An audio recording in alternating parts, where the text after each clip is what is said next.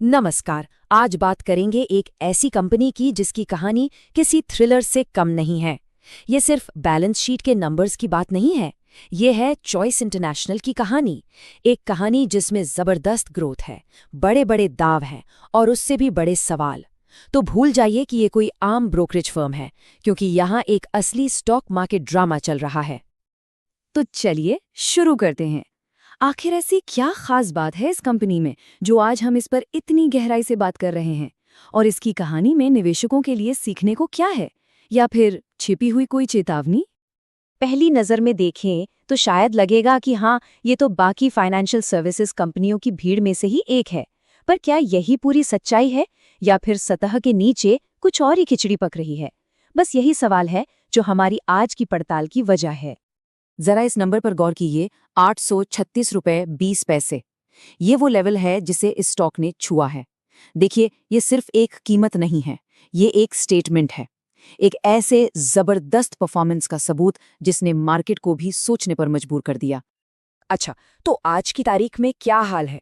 15 अक्टूबर 2025 को share price लगभग 822 रुपए के आसपास है और मार्केट कैप 16,000 करोड़ के पार।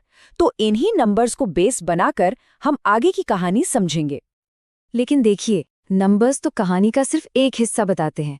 असली कहानी तो उन लोगों की होती है जो इन्हें ड्राइव करते हैं। तो सवाल यह है कि इस जहाज का स्टीयरिंग व्हील असल में किसके हाथों में है? और यहाँ पावर का बंटवारा काफी दिलचस्प है। 56% से ज्यादा हिस्सेदारी प्रमोटर्स के पास है। मतलब साफ है, कंपनी किस दिशा में जाएगी इसका कंट्रोल उन्हीं के हाथ में है। और ये देखिए, लगभग 14% विदेशी निवेशकों के पास।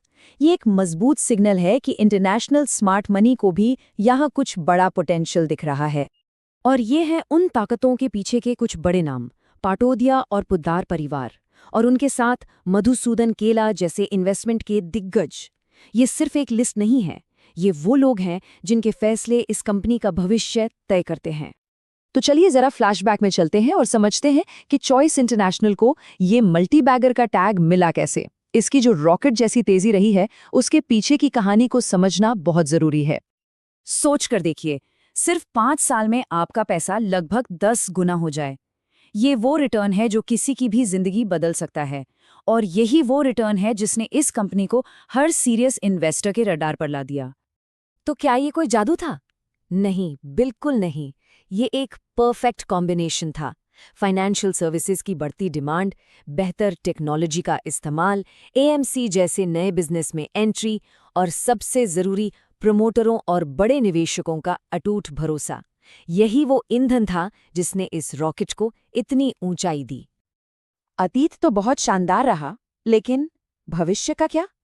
कंपनी अब एक ऐसे मोड़ पर खड़ी है, एक ऐसे चौराहे पर, जहां एक रास्ता जबरदस्त मौकों की तरफ जाता है तो दूसरा बड़े खतरों की ओर।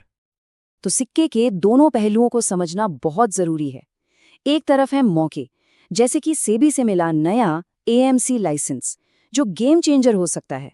और दूसरी तरफ है रिस्क, जैसे कि आसमान छूता वैल्यूएशन, और एक बड़ा रेड फ्लैग, प्रमोटरों का अपने लिए शेयर गिरवी रखना। अब इसका क्या मतलब है, इस पर हम आगे बात करेंगे। अब वक्त है थोड़ा जासूसी करने का। हाल में जो कुछ घटनाएं हुई हैं, उन्हें हम सुराग की तरह इस्तेमाल करेंगे, ये समझने के लिए कि आखिर चल क्या रहा है और कंपनी का अगला कदम क्या हो सकता है। तो हमारा पहला सुराग, एक बहुत बड़े इन्वेस्टर ने एक ऐसा मूव लिया है जिसने बाजार में कई सवाल खड़े कर दिए हैं। ये आंकड़ा कहानी में एक नया मोड़ ले आता है। जब बीएनपी पारिवार जैसा बड़ा नाम 78 करोड़ रुपए के शेयर एक झटके में बेचता है, तो ये कोई छोटी मोटी बात नहीं होती। ये साफ इशारा है कि कोई बड़ा खिलाड़ी अपनी स्ट्रैटेजी बदल रहा है। लेकिन जैसे ही शक के बादल घेराते हैं, कहानी में एक ट्विस्ट आता है। एक तरफ एक बड़ा प्लेयर निकल रहा है, तो दूसरी तरफ कंपनी कुछ ऐसी नई डील्स का ऐलान करती है जो बिल्कुल उल्टी तस्वीर दिखाती हैं। 140 करोड़ रुपए के नए डेवलपमेंट प्रोजेक्ट्स। ये सिर्फ एक बिजनेस अपडेट नहीं, ये एक तरह का जवाब है। 78 करोड़ की बिकवाली के सामने 140 करोड़ के नए प्रोजेक्ट्स, मतलब ये पहेली और भी उलझ गई है। और अब बात करते हैं तीसरे और शायद सबसे जरूरी सुराग की।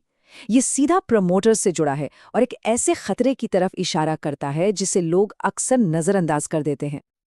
तो ये प्रमोटर प्लेज्ड शेयर्स आखिर होते क्या हैं?